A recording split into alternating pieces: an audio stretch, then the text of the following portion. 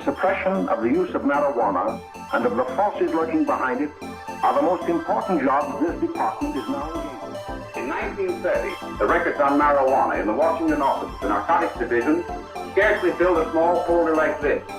Today, they fill cabinets.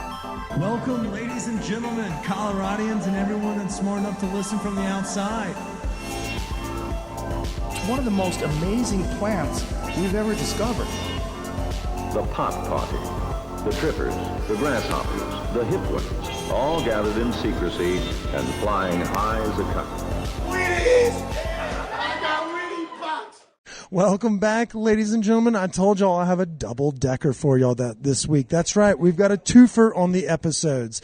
First interview of the day is Johnny Bellon from Cochino Taco. If y'all don't know Cochino, they have got 3, maybe 4 locations across the metro. Originally starting down in Inglewood, they've now expanded into the northern and western burbs, which really tickles my pickle as someone who lives in Old Town Arvada and is a frequent in the Sloan's Lake area. Y'all are in for a treat. Not only do we goof off and have some fun, but they have some proprietary equipment that'll make any happy hour guest swoon. But before we do that, here's a quick message from our sponsors.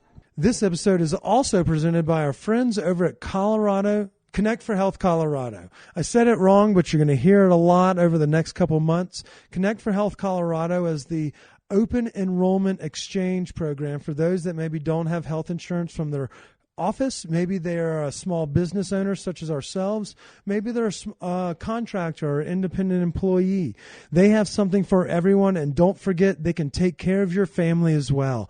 Everybody is included, no matter if you are a citizen of the United States, here on a green card, a visa, work in a kitchen or in the cannabis scene. They've got a platform and a program for you. Go to connectforhealthco.com to talk with a specialist today. Open enrollment starts on November 1st. So, Johnny, we like to start every episode the same way. It's just a little get to know you. So we're going to ask you, are you a native or a transplant to Colorado? I was born and raised in Denver, Colorado. Oh, what hospital? St. Joe's, which gets torn down. Yeah. Yep, that's where I was born. Holy shit, nice. Yeah. I used to work in the medical field, so that was one of our stops that we'd every now and then have to frequent. But, I mean, we've lost a couple good ones, and then we've kept a couple around. Sure. So I'm sorry to hear yours went away. Well, I'm what you call a unicorn in Colorado now, a native. Yeah, you're few and far between. That is for sure. But you know what you also are is a persistent fucking business owner. But before we dive into how you found yourself working in this industry, did you never want to leave? Why are you still here? Everybody else seemed to get out. Well, it's funny because I was been in the restaurant business my whole life, and then I decided to go back to school and get out of the business. I went to the East Coast and went to Boston College, studied marketing, business management, and then I came home because it's fucking wicked cold there, And, nice usage of wicked right there. A lot of cocksuckers, But we call them massholes. Yeah, they're total massholes. Anyway, no, I loved Boston. It was great. It was fun, but man, seriously, it's a fucking weenie shrinker there. It's the weather's fucking awful. I'm used to the sun. I grew up here, so I came home and fell right back in what I was trying to get out of. And hey, I'm a lifer. Hey, I accept it. It's great. I am in the same way. Same, but different paths. First job, probably my last job will be in the restaurant business as well. But at the same time, we're having some fun, blazing the path as we go. And Sure. You should be no different. For those that don't know, Cochino Taco has 3 locations? We have 3. Hell yes. Inglewood was the first. That's 7 years old. And then number 2 was Broadway. And I sold Broadway because of number 2, human number 2. It got a little sketchy down there, but Arvada is number 3. That's 2 years old. And then we just opened here at Sloan's Lake and Edgewater Public Market. We're kind of just on the south side across from Shake Shack. Great patio, faces the west and south. It's right when you pretty much drive in to the Edgewater Public Market. We're the first thing you see. Brutally inviting environment as well. If y'all have not had the option to do so, I'd be remiss if I didn't give a shout out to our friend, a fat guy in Denver, who actually introduced you and I together like 5-ish years ago. That's right. Us getting blackout drunk on y'all's huge tequila selection down at the Swedish location. We put down some mezcal and raicilla as well. Don't forget about that. I mean, it was a big time, and we're going to do it again today. But obviously you're a seasoned, weathered veteran, obviously going through things like, your COVIDs and a couple different recession type situations in the economy. But let's talk about your roots in the space. For those that maybe are lifers or long time Denverites, what was your first entry or introduction to the culinary industry or hospitality space here in Colorado? Are you talking about when you first were like a kid, yeah, I worked at the old Bonnie Brae Tavern. I grew up with that family. May it rest in peace now too. Yeah, so I grew up with that family and walked to school with Ricky and Angela, the son and daughter. And so, yeah, I bust tables there. And, man, my brother and I, we sure had a lot of money in high school because that place was always busy. And just we busted cash. Yeah. And it was always the pretty neighborhood. Yeah, it's Thursday night was T-bone night. If Sunday was fried chicken night. It was on Sundays. I remember fried chicken. Yeah. Like, we would make a point to go by there. Yeah. Oh. And Grandma Sue was always in the same booth. And, yeah, no, it was... It had a Wise Guys feel to it. Like, you walk in, and what it reminds me of is like the Dewdrop Inn, not here in Colorado, but the Dewdrop Inn in Mobile, Alabama, where, there's a lot of blue hairs in there, the old community, but there's also like staples, regulars in the community that are the reason restaurants are able to keep their lights on, and so that was one thing that we may have lost that fastball in a little bit over the years, but at the same time, Bonnie Brae was a staple in that neighborhood. It was a staple. And, it's sometimes, when you have 3 generations of family running the restaurant, they don't know anymore. So I think that, a lot of their clientele had died, and they didn't change with the neighborhood change. And that's a hard thing. And that's what I've learned in this business. Yeah, be like, you got to stay relevant. Yeah, and it's an ever growing bear as the scene gets a little bit tougher to navigate. Everything are headaches, whether it be like supply chain issues or things of that nature. You've managed to carve out a solid little niche for yourself. A successful business plan that's been able to kind of help you grow with the community and with the city as Denver has. What made you you've kind of worked your way north, literally from Inglewood upward, but you've got a pretty good stranglehold or stronghold in the burbs. Is there, some insight as to why you chose my neighborhood and now you're in Chris's neighborhood? I love it. Just doing you guys a favor. Thank you. Dank ass tequilas, litany. You have like a million different arrays you can go for on lunch or dinner. This is all for you and Chris, and then everyone else, you guys can share it. If that works out for you. You'll have some differentiators. You'll turn this side, this location specifically, is kind of a party vibe too. Like, we have to talk about the screen printing options you have. You have happy hour daily from 11 to 6, and you've got wall-to-wall television. So if you're literally a Nugs, Avs, or Broncos fan, you're in fucking heaven over here at the new spot. And also, we do have the NFL ticket. So at all 3 locations. So if you're a Tampa Bay Buccaneers fan or a Pittsburgh Steelers fan, we have. I'm a Cowboys fan, so you can hate me. It's all right. I hear the jeers more than I hear the cheers. Yeah. They'll blow it in the end. They always do. That's the story of our life. Well, okay, so let's talk a little bit about it. So when you were opening up a location, Location 1A, how did you determine that you wanted to make, this tequila and taco bar? And then how did you have such success growing it in the community? Well, the first location in Inglewood it's an old Phillips 66 gas station. And I grew up in Bonnie Brae. So I used to ride my bike there and, get a pop for 25 cents and fill up air in my tires, even though my bike didn't need it, So we usually don't date our guests, like put you on your age, but you calling it a pop just makes it sound like you're my father's age. It's a cold pop. It's a cold pop, bro. It's a cold pop. It's that pop. Western bullshit with a little mixed in that Boston. So I've always called it pop. I'll give it to you. So anyway, I've lived in that neighborhood now for 20 years. So we bought the building and then had to figure out exactly what the neighborhood would really like. So I decided tacos.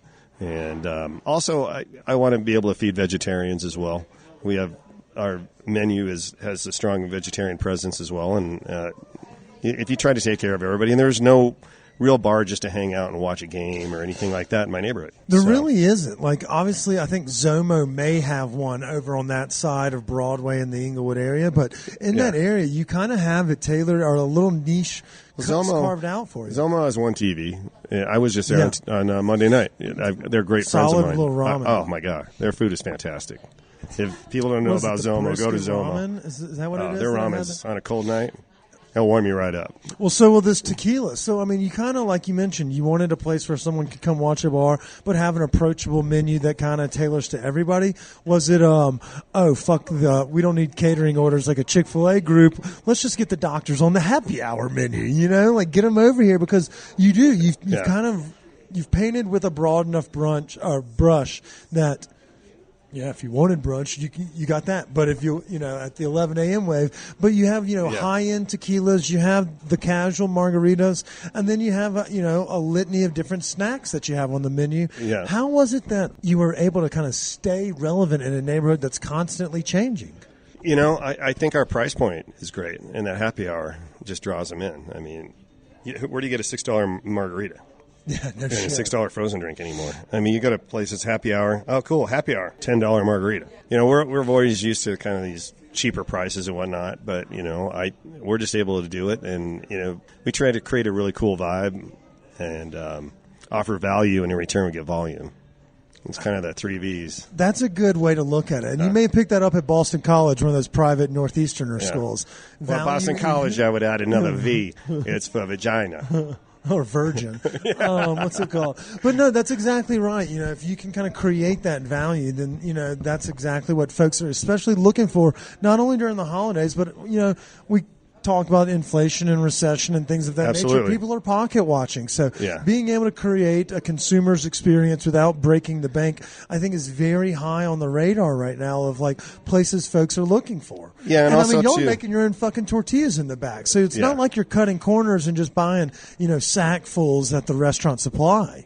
Oh, so and with Cochino too, we're not a special occasion place. We're a neighborhood joint. So people kind of come in if they want to come in and have a couple tacos and a couple pints, or they come in the next time and they get some chips and guac and a couple margaritas. We have all that variety on the menu to where, it's not special occasion. It's like, hey, you know what? That sounds really good to me right now. I'm going in. I mean, and y'all got it nailed down. I mean, you do have, a wide offering, so there is a little bit of something for everyone. I think my next question would be like, where are you going to put your next one? Are we going to bunker in with 3 and make sure that these grow like a weed? Because I know the one in Arvada gets, great reception.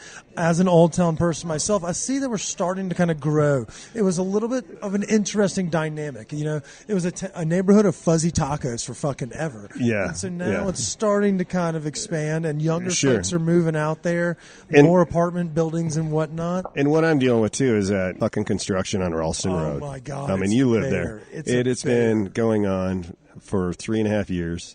We've been open we bought the building in 2020, and it's just You can't cross the street right You can't now. drive. The end of Yukon is closed. It's like right where my parking lot entrance is fucking closed. So we're going to get through it, but it's been a pain in the ass, and it's a final phase of the construction, or the construction. And I said to them, it's like, hey guys, the Empire State Building was built in 1.5 years. Why is this taking so long? Was it really? Yeah.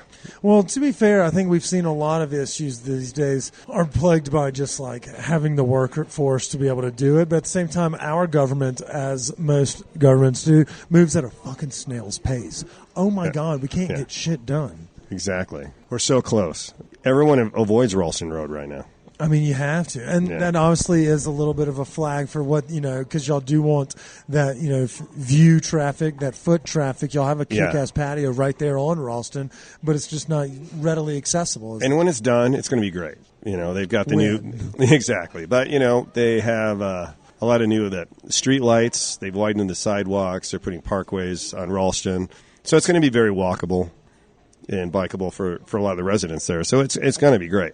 And the Cochino in Old Town Arvada is an old Texaco station. What's your fascination with the gas? Wait, what is it? What was this? So we're sitting here in the Edgewater location because I had to check out this little thing. I'll call it a teaser, but they have a screen printer for cocktails. So if you're looking to be a little extra for your next happy hour, I found a spot for you. But what's your fascination with gas stations turning them into restaurants? It just happened to work out that way. Oh, really? But I also you have a blueprint. I also love Americana, and the gas stations. Those old gas stations are going away. Either they're other pot shops or they're restaurants.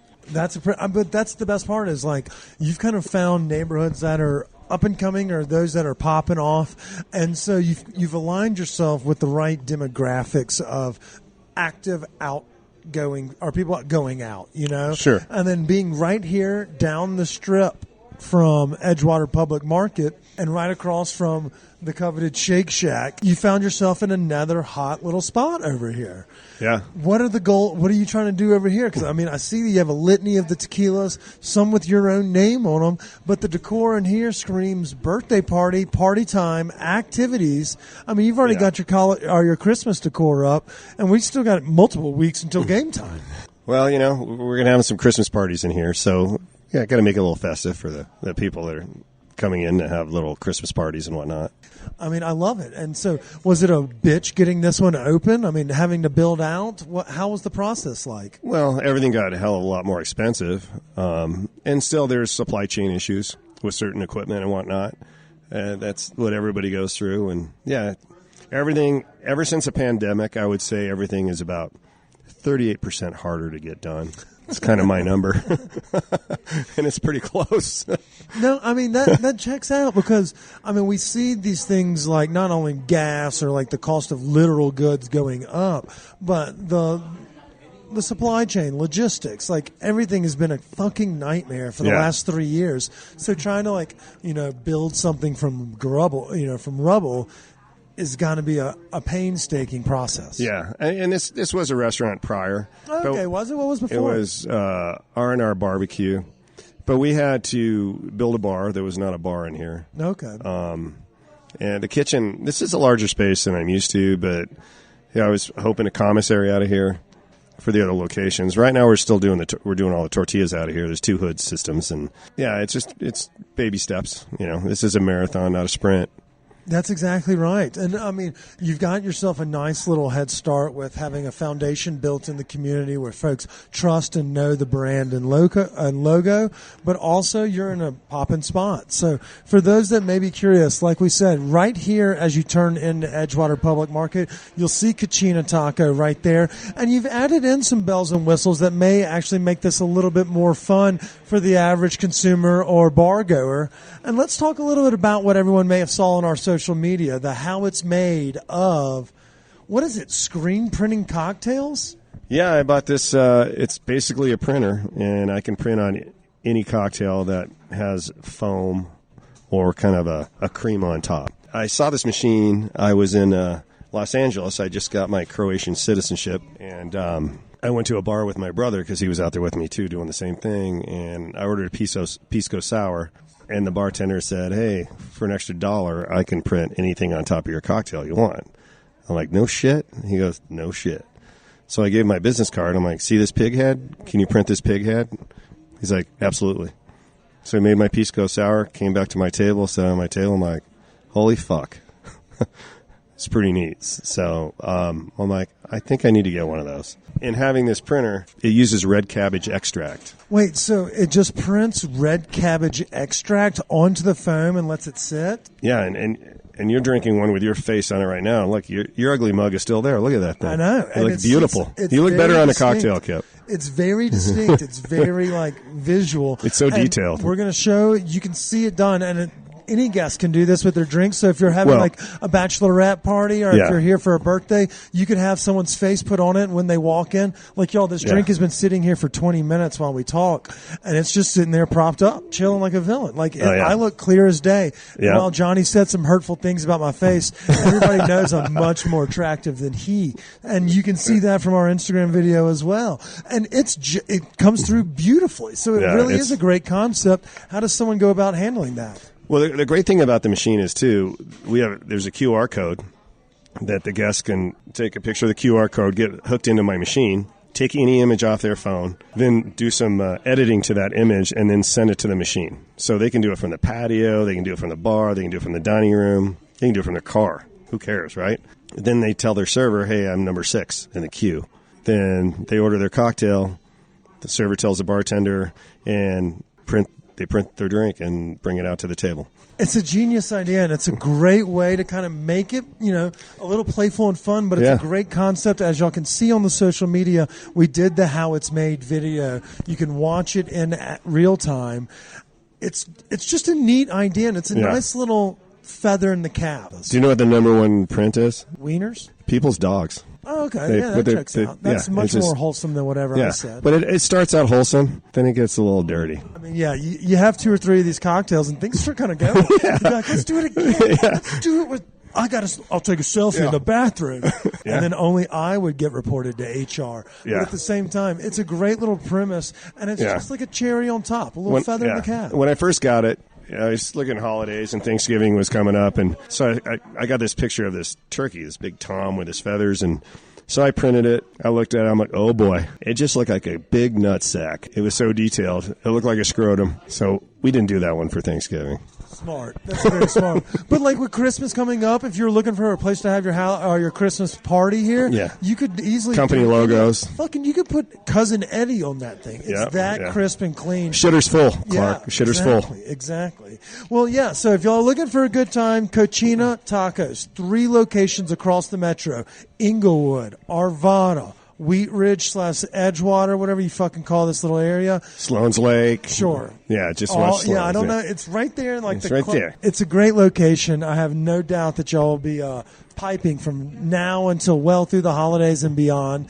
So thank you for kind of giving us a little heads up. Before we dive into the personal questions of this episode, if somebody wanted to learn a little bit more or check out your space or what's your social page, what's your email, give everyone the rundown for Cochino before we do the personals for Johnny. CochinoTaco.com. All our locations are on the website. Pretty simple. Okay, so these next questions, these are questions presented to y'all by our friends over at Mr. B's Liquor. If you're looking to stock up for the holidays, go check out Mr. B's. They have 3 liquor store locations, just like Cochino, but on different areas of town. They have 1 downtown, they have 1 in the Golden Triangle, and they have 1 out at Stanley. So swing on through, check them out.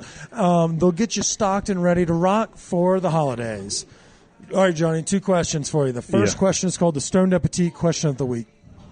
Let's say you had a long night, you had to work the restaurant, you get home late. What's that guilty pleasure late night snack that's always reliable for you? You can find it in the pantry, the refrigerator, or the freezer. No matter what time of day you come in, it always hits. Well, I normally don't have the same thing in my house all the time. I do have leftovers. But I think more so when I come home late at night, I sip a little mezcal, or sometimes I'll make myself a Manhattan, or I'll drink some tequila. I'm more of my guilty little pleasure is to have a little libation before I go to bed rather than eat anything. Okay, last question of the day, and then we're going to dive into some food right here on the plates in front of us. Oh, yeah, you got to have a little tequila, too. Here. Okay, this question will actually make it go down a little bit smoother. So which one are we starting with? So this is, actually, you know what? Let's start with a Patron here. Oh, yes. Let's. So this is aged 11 months in French oak. A Reposado? It's a Reposado. I do a lot of stuff with Patron.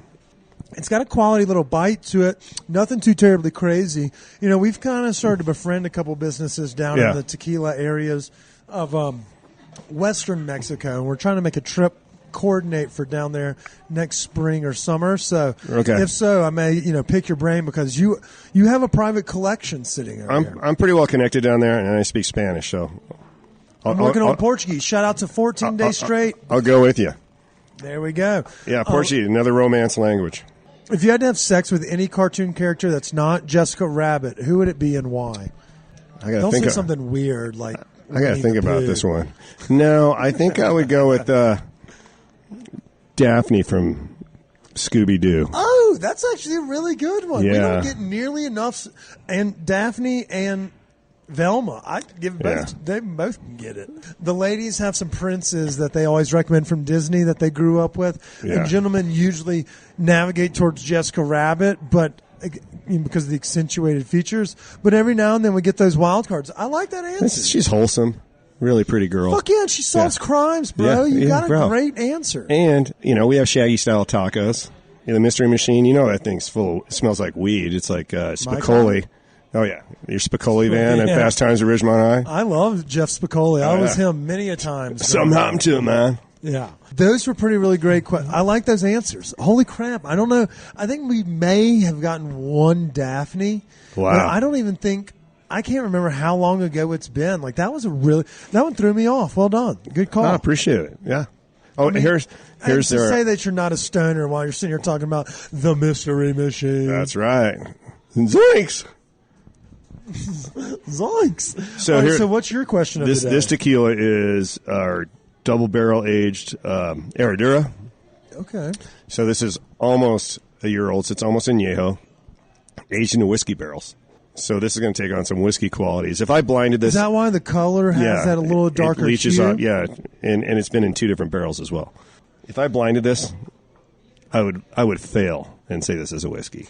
Really? Okay. Yeah, So it's- are you someone that is in that same camp that can nose tequilas and mezcals? You know, it's so funny when you're blinded, you get fooled. Well, yeah. That's okay. You don't. I mean, Does you're that taste talking like to the whiskey? glory hole king of America. Does that I taste like know. whiskey? It does have some whiskey kind of like notes there. It's kind of like an oakier flavor, like Yeah. kind of it comes A with little more that tannic. wood. A Yeah. little more tannic on that wood. I don't hate it though. It's kind of got a It's smooth aftertaste. fantastic. It doesn't have that tequila Yeah. or that agave afterbite. Yeah, so for this, if people that don't like tequila that went down to Mexico and drank 400 tequila poppers and threw up in the hotel trash can that can't drink tequila anymore, this is what I give them. Oh, that's Then a really I good get call. it back into the game. That's a really great call. So let me tickle your pickle here. What made you fall in love with tequila? Was it the restaurant first, or was that the chicken, or what was the egg? I just always loved agave. I don't know why. Just always tickled my fancy. And I've been through the whole gamut of, Blanco, Reposado, Añejo, Extra Añejo, the whole gamut. And then back to, I really like Blanco. I really like the original. See, that's me too. But I really you like brought the. back some colorful tequilas today. I thought you were going to call me like a basic bitch. No. Eating Here, fried chicken tacos and drinking Blanco in order tequila. to get a barrel, it has to be aged. So I can't, Can't go steel cask. No.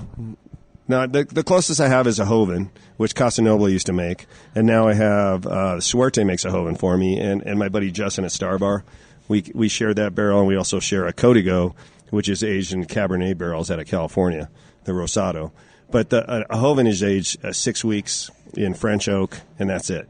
So it's not a Blanco, but it's not an Añejo. It's a tweener, and usually a little bit higher in proof. Huh. Yeah. So we'll drink some of that later. You'll love it. I mean, I'm not driving anywhere. I'm going to make Yeah. Eve come pick me up when she gets done with work today. It's going to be a big time.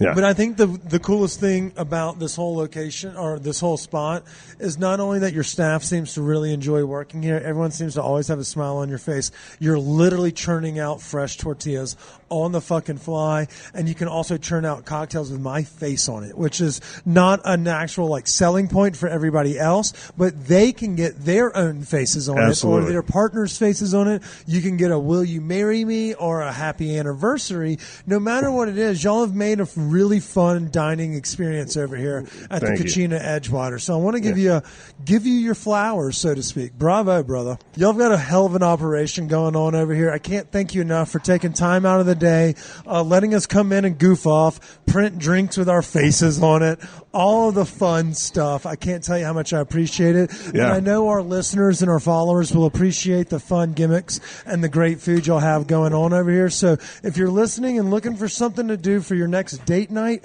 happy hour, or a viewing party for maybe a playoff push for the Broncos, maybe it's the Nugs running through in the spring, Cochino's got you covered. There's like 22 fucking televisions, like 90 million inches of this room is covered in Not TVs. 22. That's Doug Flutie, though. I mean, But- they are huge. Like, you Yeah, could they're easily big. turn these into YouTube TV fourplexes and have 95 different screens. That's what I do at the studio. But either way, y'all have set a really good vibe over here at the Edgewater. I know the Arvada has a fun scene, and the OG is, in fact, the OG. Shout out to The our OG. friend Saul. Yeah, Saul is the man. God, I Yeah. love that dude. Yeah, he's fantastic. But yeah, so that was a great episode. Y'all need to check it out. That's Cochino Taco. 3 locations across the metro.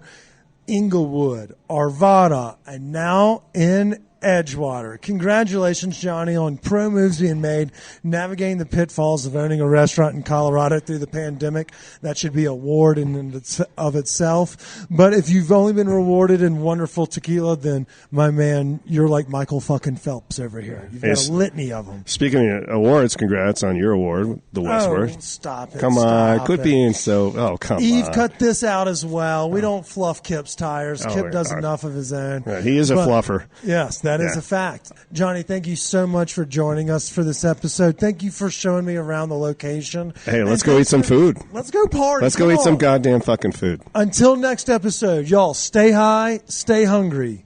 Cheers.